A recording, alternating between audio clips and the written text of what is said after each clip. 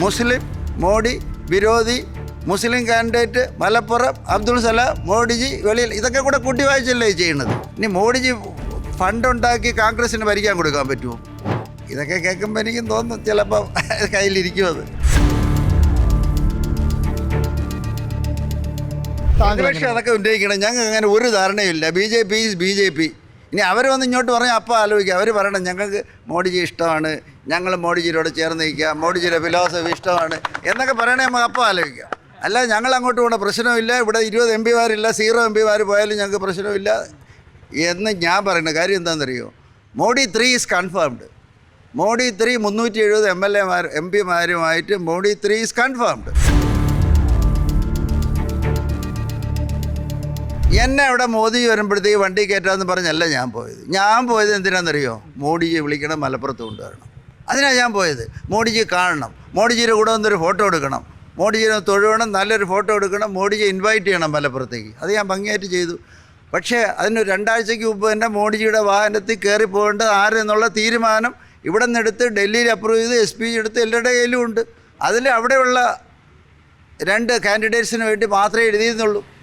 പിന്നെ ഞാൻ ആവശ്യമില്ലാത്ത കാര്യം എനിക്ക് ചിലപ്പോൾ ചോദിച്ചാൽ ആഗ്രഹമില്ലായിരുന്നെന്ന് ചോദിച്ചാൽ ആഗ്രഹമുണ്ടെന്ന് പറയാം. ആഗ്രഹമുള്ള എല്ലാം അങ്ങ് എടുക്കാൻ പറ്റുമോ?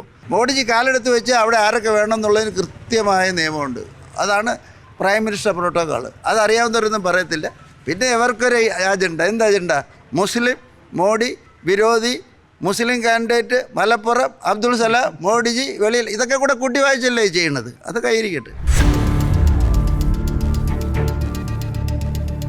എവിടെ നിങ്ങൾ പറ CA പഠിച്ചു നോക്കിയ CAയിൽ എന്താ എഴുതിയിരിക്കുന്നത്?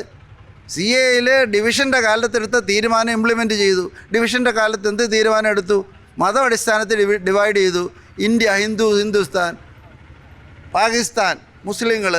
അപ്പോൾ അവർക്ക് മനസ്സിലായി അപ്പുറവും ഇപ്പുറവും കൊച്ചനിയന്മാരും ചേട്ടന്മാരും ഹിന്ദുക്കൾ അപ്പുറത്തും മുസ്ലിങ്ങൾ ഇപ്പുറത്തും കിടക്കുന്നു മനസ്സിലായി. അവരെ മൈനോറിറ്റി എന്ന് വിളിച്ചു തുടങ്ങി. അപ്പോൾ പറഞ്ഞു, അപ്പോൾ നമ്മുടെ വലിയ അന്നത്തെ നേതാക്കന്മാരാണ് ഡിവൈഡ് ചെയ്ത ആശാന്മാർ. അവർ പറഞ്ഞ് നമുക്കൊരു കാര്യം ചെയ്യാം, നമുക്കൊന്ന് തീരുമാനിക്കാം. അപ്പുറത്തെ മൈനോറിറ്റിക്ക് ഇപ്പുറത്ത് വരണമെങ്കിൽ അനുവദിക്കൂ, ഇപ്പുറത്തെ മൈനോറിറ്റിക്ക് അപ്പുറത്ത് പോകണമെങ്കിൽ അനുവദിക്കൂ.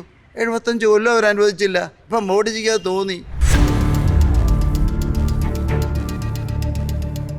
ഭരിക്കുന്ന ഒരു കക്ഷി ആവുമ്പോഴത്തേക്ക് ഈ ചുറ്റുമുള്ള വ്യവസായികൾ ചിലപ്പോൾ സ്വല്പം കൂടുതൽ കൊടുത്തരും. നിങ്ങൾ ഓപ്പോസിഷൻ ആണെങ്കിൽ നിങ്ങൾക്ക് 10 വോട്ട് കിട്ടിയാൽ ഞാൻ ഭരിക്കണമെങ്കിൽ 12 വോട്ട് കിട്ടി, അല്ലെ 15. ഞാൻ ഭരിക്കുന്നുണ്ടാ. അതിനെയൊക്കെ നിങ്ങൾ വലിയതായിട്ട് കാര്യമായിട്ട് പറഞ്ഞിട്ട് കാര്യമില്ല. നിങ്ങൾക്ക് ബുദ്ധിക്ക് മനസ്സിലാവും. പിന്നെ ഇനി മോഡിജി ഫണ്ടുണ്ടാക്കി കോൺഗ്രസിന് ഭരിക്കാൻ കൊടുക്കാൻ പറ്റുമോ? പറ്റത്തില്ലല്ലോ. They have to mobilise fund and go for election. ഒരുപാട് പേര് എന്നെ വിളിക്കുമ്പോൾ എനിക്ക് തോന്നിയിട്ടുണ്ട് ചിലപ്പോൾ ഞാൻ ജയിച്ചു പോകുമെന്നൊക്കെ എനിക്ക് തോന്നിയിട്ടുണ്ട്. അത്രയും പേരെന്നെ വിളിക്കുമ്പം ഇതൊക്കെ കേൾക്കുമ്പോൾ എനിക്കും തോന്നും ചിലപ്പം കയ്യിലിരിക്കും അത്. എനിക്കാണെങ്കിൽ കുറച്ച് ഡയബറ്റിക്കൊക്കെ ഉണ്ട്. ഇടയ്ക്കിടയ്ക്ക് ചൂടായി ഇവരോട് കേൾക്കാൻ ചൂടാവും. എന്നിട്ട് ഈ ആശാന്മാരൊക്കെ ഓടി നടന്ന് പണിയെടുക്കുന്നുണ്ട്. ടീം നന്നായിട്ട് പണിയെടുക്കുന്നുണ്ട്. പക്ഷേ നമുക്ക് നമ്മുടേതായ ലിമിറ്റേഷൻസും ഉണ്ട്. മലപ്പുറത്ത് ആദ്യത്തെ ലിമിറ്റേഷൻ എന്താണെന്നറിയാം? ഈ പേടിപ്പിച്ച് നിർത്തിയിരിക്കുന്ന ഒരു വലിയ ജനത. അവർ പേടിയിൽ നിൽക്കുന്ന ജനത. അവരെ പേടി മാറ്റുന്നതാണ് ആദ്യത്തെ ചലഞ്ച്.